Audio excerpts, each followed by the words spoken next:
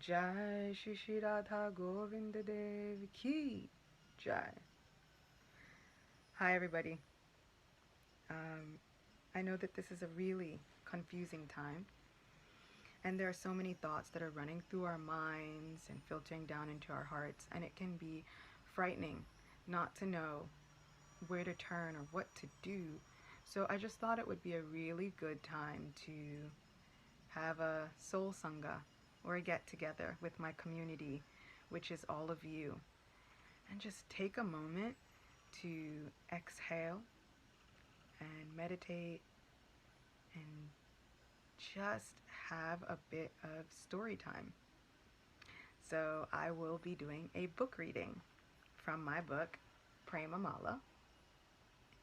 In April, it will be 2 years since I published this book.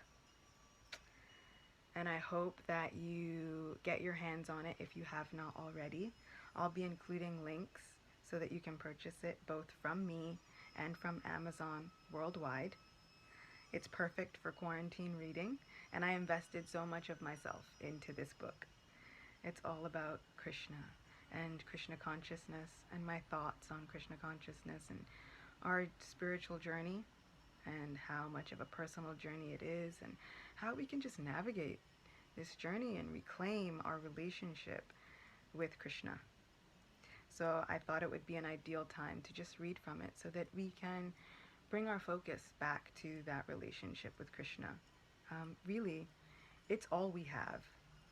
It's the best thing we have. We will never lose it. It will never diminish. And if we put the work in, that relationship will just grow and grow. So please share this video. If you feel inspired, leave a comment, leave me a message. Let me know what you thought. And I hope that this just brightens up your time just a little bit. And I also hope that this will be the first of many readings to come. So I'll be reading a piece called Krishna's Headache.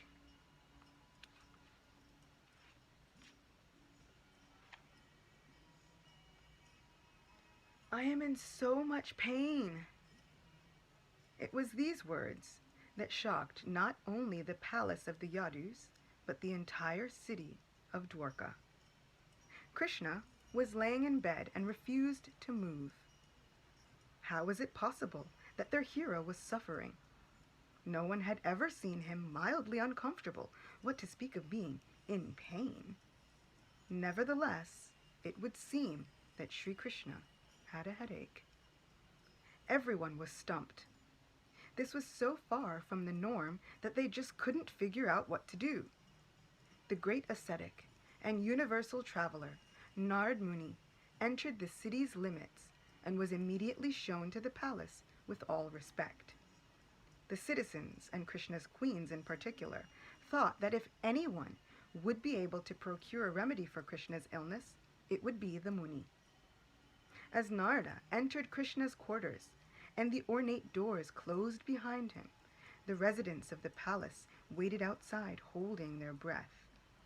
When Narada re-emerged, he was holding his veena in his hand and a small smile on his face. The residents of the palace looked at him and simply waited to see what could be done. Sri Krishna has a headache. It appears that the only remedy is... The residents had already ceased breathing.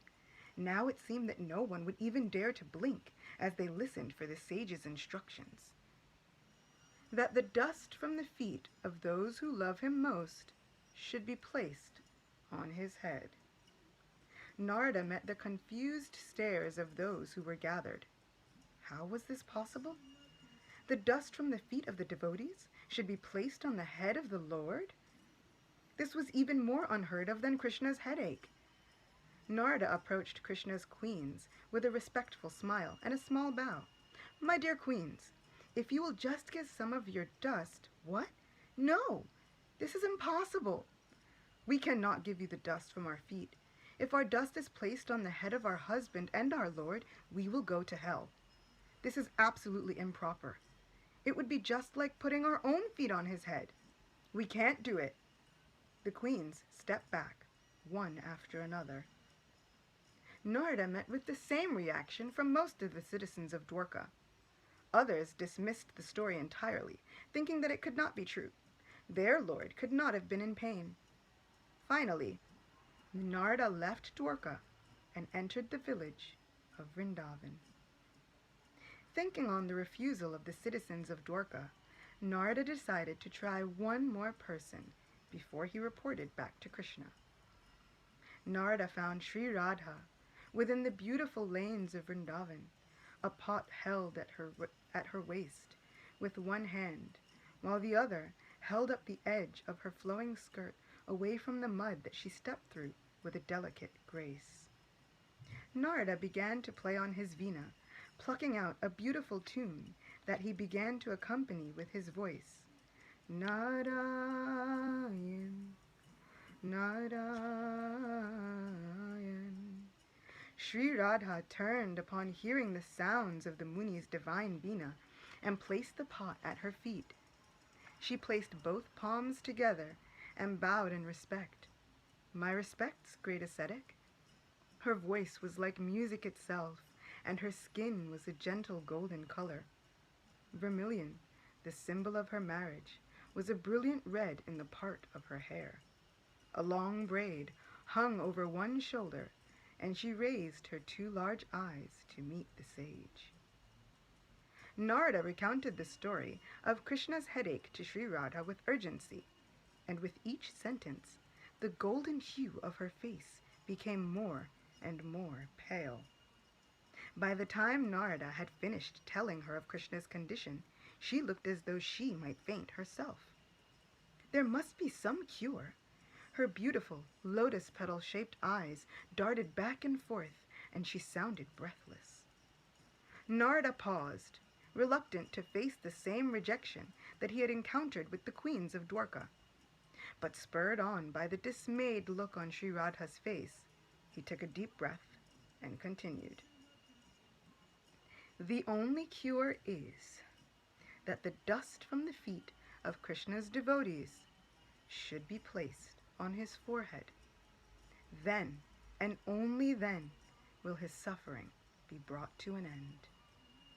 Relief bloomed across the lotus of Radha's face, and an effulgent smile graced her lips.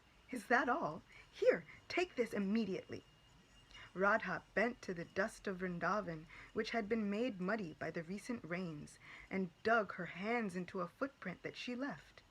Her reddish palms were tinged a rosy brown from the dust as she scraped a few handfuls into the pot that she was carrying. With a hopeful smile, she handed the pot to Narada Muni with both hands. Please, take this, O sage, and cure the headache of my beloved Krishna. Narada received the pot from her, but contained his joy with a doubting look. If you give me this remedy, then there is every possibility you will go to hell. Sri Radha looked confused. My dear Narada, why are you hesitating? My lord is suffering. Narada was shocked by the determination of a seemingly simple village girl. Aren't you afraid of going to hell, my dear girl? It does not matter. I would gladly dwell in hell, as long as I know that the suffering of my lord will be mitigated. Her eyes held all the conviction that Narada Muni needed to assure him of her sincerity. Offering his respects to the pot of accumulated dust that he held in his hands, Narada left Vrindavan. Narada gladly took the pot back to Krishna. Placing the dust from Sri Radha's feet on his forehead, to the great astonishment of the citizens of Dwarka city, Krishna was immediately granted relief from his headache. This is the nature of the divine love of Radha and Krishna. It easily transcends anything and everything. Sri Radha did not have to be in the same room or even in the same city in order to love Krishna. It was simply who she was. Not just a part of who she was, but all of it. Her love was in giving, and it asked for nothing in return. She would do whatever it took in order to make sure Krishna was happy. She never stopped to think about the conventions of society before she gave her dust to Krishna. She didn't even think about any social impropriety. Nor did she think about the religious implications that would occur from giving the dust from her feet to the Lord of the universe. She knew there might have been a chance that her actions would cause her to incur some kind of sinful reaction, but she felt with confidence that she would rather be in hell than withhold anything from Krishna. This is a love that is unfathomable in this material world full of things that make us happy, and our constant search for the next thing that will satisfy us.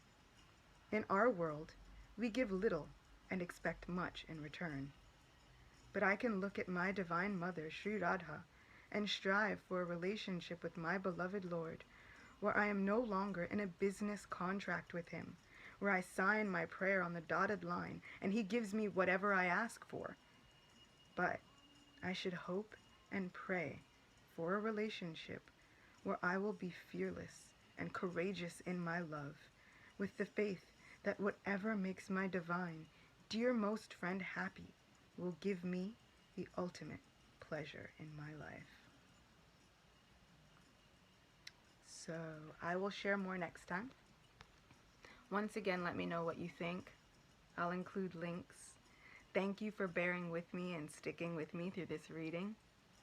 And I will see you all soon.